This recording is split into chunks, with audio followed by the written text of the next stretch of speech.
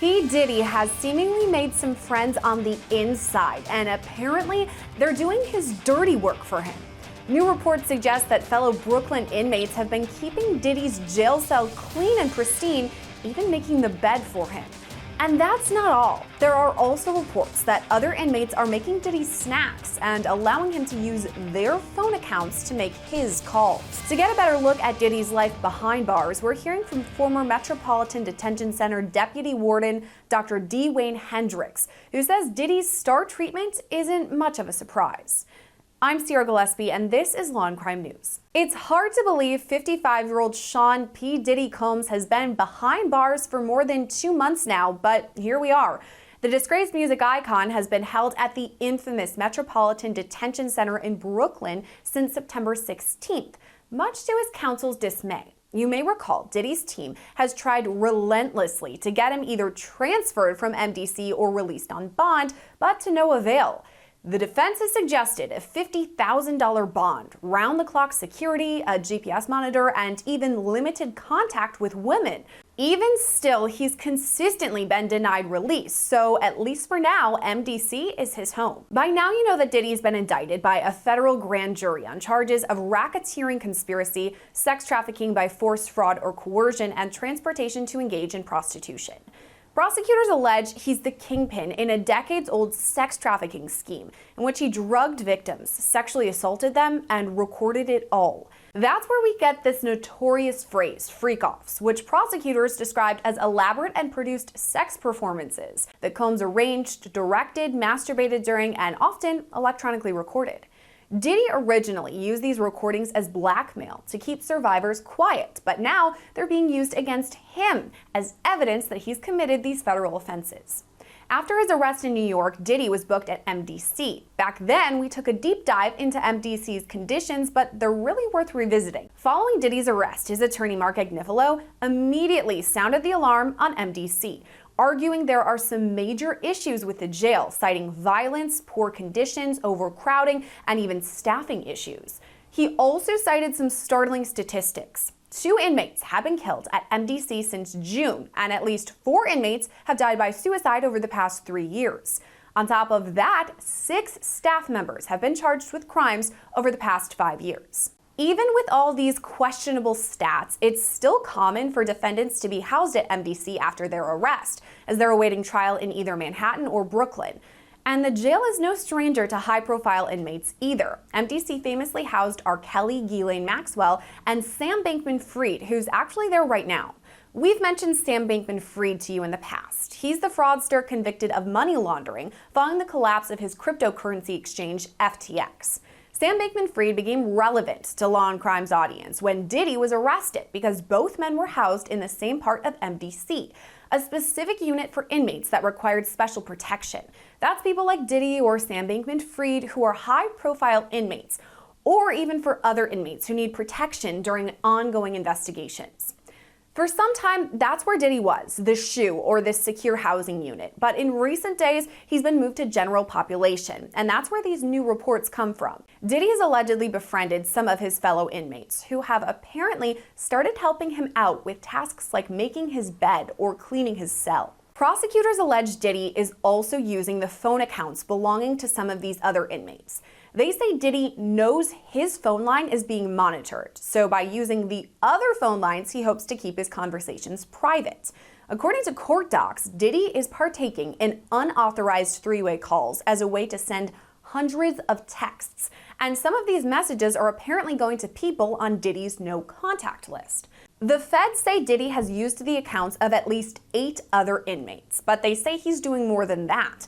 They allege Diddy is also trying to corruptly influence witness testimony and taint the jury pool from behind bars.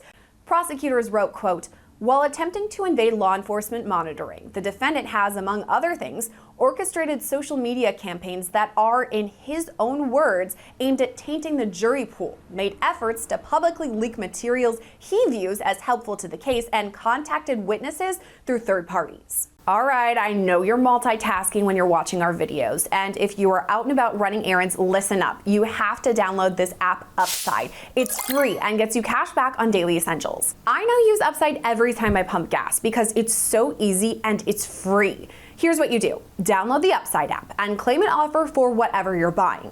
Pay as usual and then follow the steps on the app to get paid. To find out how much you could earn, click the link in the description to download Upside or scan the QR code on your screen and use our promo code LCNews to get an extra 25 cents back on every gallon on your first tank of gas. Okay, so let's talk Diddy and the latest allegations. With me is former Metropolitan Detention Center warden Dr. Dwayne Hendricks. Thank you for coming on again with us. Thank you for having me. Okay, so talking about Diddy, last time I talked to you, he was in a different part of MDC, a secure location for potentially high-profile inmates. Now, could it be that P. Diddy is in Gen Pop or general population? Yes, I'm assuming that after doing a threat assessment on him after being there for several weeks, was determined that he could be housed in a general population unit. And it's been my experience when I was there, several years ago. We have a east and a west building, and typically we had, since it's a detention center, you have all types of individuals there. High security, low security, minimum, and then you have folks like former law enforcement officers, and then folks that were may have been compromised. And you also have sex offenders that are detainees. So what we would do.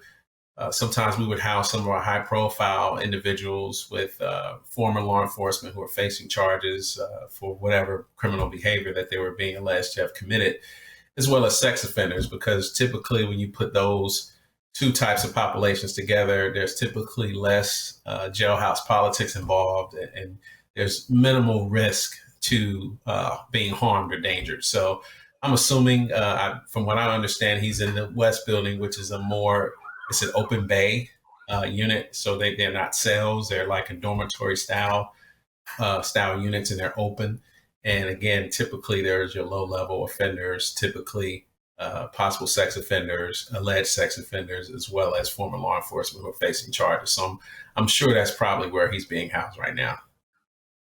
We're also getting some interesting reports since he's been moved to this area. One of the reports or tips we got is that other inmates are actually making Diddy's bed for him. What can you tell me about that? Yeah, that's not necessarily uncommon, especially for someone of his celebrity status, especially if he's being housed with individuals that aren't a threat to him, or he's not a threat to them.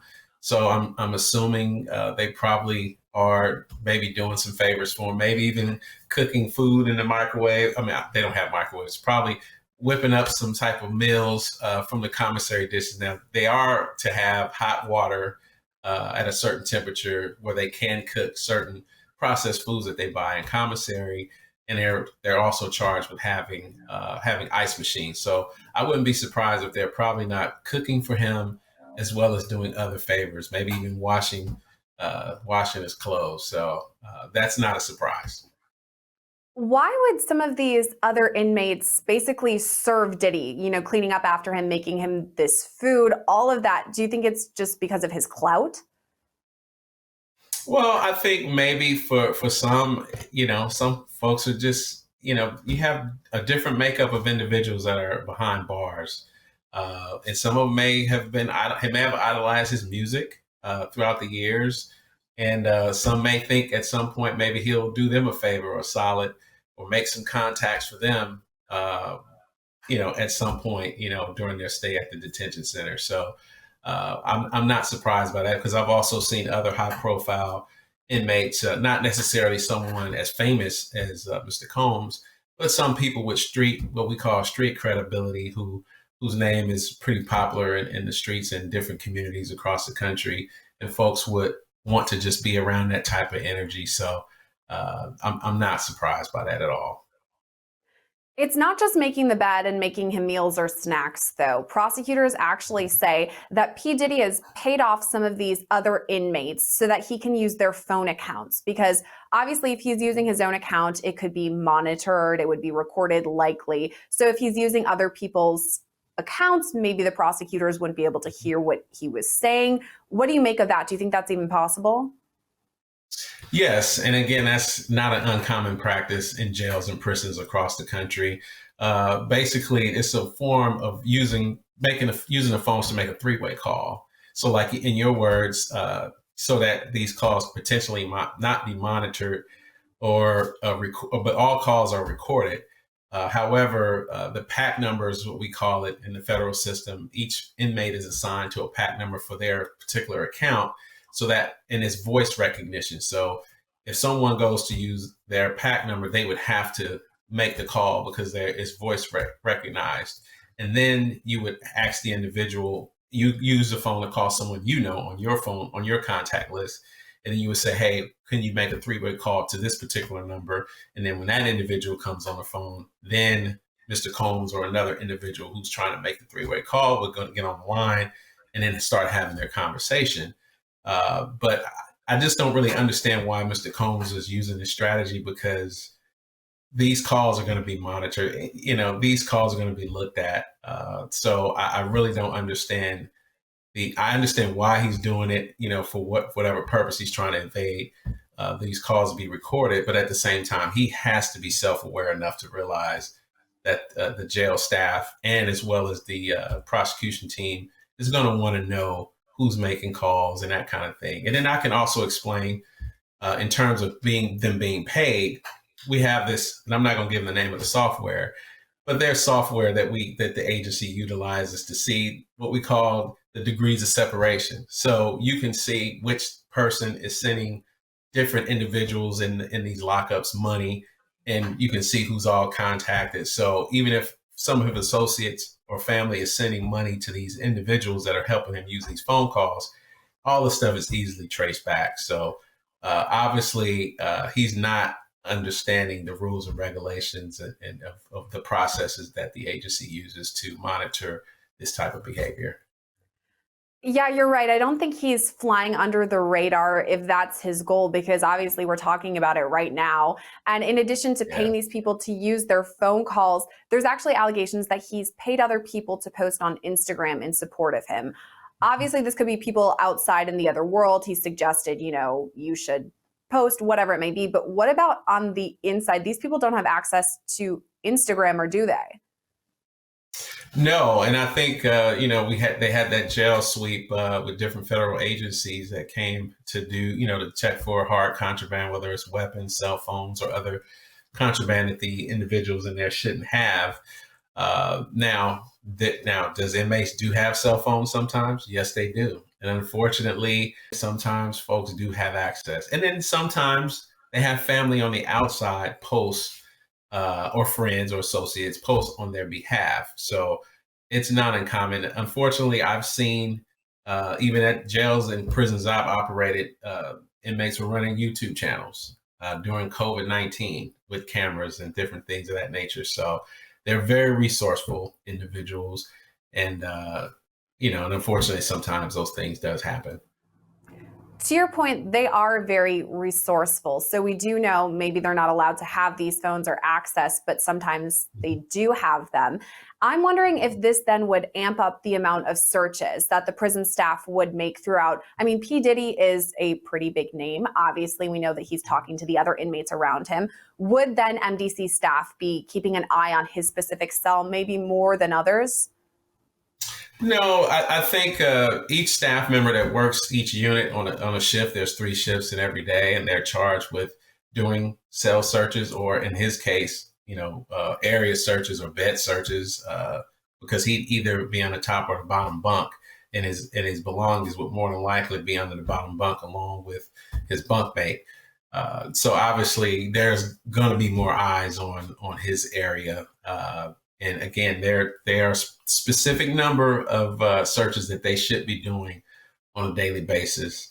And I'm sure his area is probably going to be more monitored. And more than likely, a lot of times what inmates would do, they would try to put some of their belongings or things that they don't want to be seen in another inmate's area, thinking that the staff wouldn't necessarily be looking at their area. So, but I would assume that they're probably shaking down that area quite often.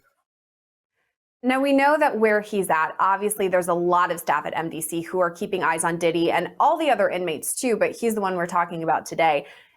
Tell me about this because I'm not super familiar. Obviously, prosecutors are going to want to know if he's up to anything while he's behind bars. Would they then be in contact with any of the employees at MDC? Hey, we got a tip Diddy's doing this or he might be doing that. What's that relationship like? Well, I can tell you while Miss Maxwell, Ghislaine Maxwell, was at MDC Brooklyn, she was housed in the special housing unit pretty much the entire time that she was there.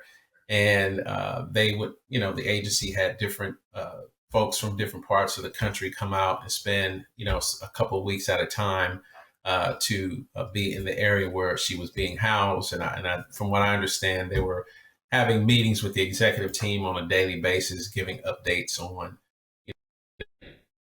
with her or different things of that nature. So I would assume that the U.S. Marshals, along with the prosecution team from the Southern District of New York, is probably in frequent contact with the institution in regards to any information that they would need to know about as it relates to this particular case. And one of the reasons we wanted to talk to you specifically is because of your past for several years working as deputy warden at MDC. So you're really familiar with the layout and the procedures, all of that. Are you still in contact with some people back there hearing any information about what's going on since Diddy has been taken into jail? Not necessarily anyone specific in the building, but just knowing how the agency operates, following the reports as you and your team does. And then understanding what, while I was still working in the agency, how they treated Miss Maxwell while she was in worked there in the facility, because I did have a couple of my staff travel out there, 2 to 3 times during the year in 2020 and 2021 and 2022. So yeah, I'm using my familiar surroundings and understanding how the agency operates to gather information and to be able to have these type of conversations, so the listening public will kind of have a clearer understanding of what may or may not be occurring in the facility. We also know that P. Diddy's team has been adamant they want him released from jail. This hasn't happened as of yet, so he's still behind bars at MDC. If that continues and he's never allowed bail or bond, he's stuck there at MDC until he has his trial. What do you expect? Do you think he'll remain in this Gen Pop area, or he could go back to the more secure facility? What do you think that would look like? Well, I can tell you the agency is really taking a look at the use of the special housing unit and not trying to confine individuals in what the public will call solitary confinement over extended periods of time unnecessarily, because they do have negative effect on individuals' mental and physical health long term. However, that is going to be determined by Mr. Combs. Like I would always tell new inmates when they would come into the facility, if you act like a human being, you will be treated as such. And if you disrupt the peace, we have process and procedures to get you back into compliance, and then we'll go back to what we call normal operations. So I think what we're seeing from him right now is probably going to have more ramifications later, especially if he is convicted of these charges, because, really as a pretrial detainee, if he is somehow found guilty, being able to mitigate any long sentences based on his behavior and the programming that's available there to him. And it will be in his best interest to start getting focused on programming, connecting with his family and those who really care about him at the end of the day, because these types of things, using inmates' PAC numbers and other things like that, making these type of violations, they're not going to bode well in the long run for him. Well, Diddy's been at MDC for over 2 months at this point, and we're still learning new details about what's happening behind bars. Thank you, Dwayne, for coming on with us and giving us a look behind the curtain. Thank you. P. Diddy maintains his innocence. He's pleaded not guilty to sex crimes charges and is due back in court on Friday. Right now, his federal trial is expected for May of next year. Reporting for Law&Crime, I'm Gillespie.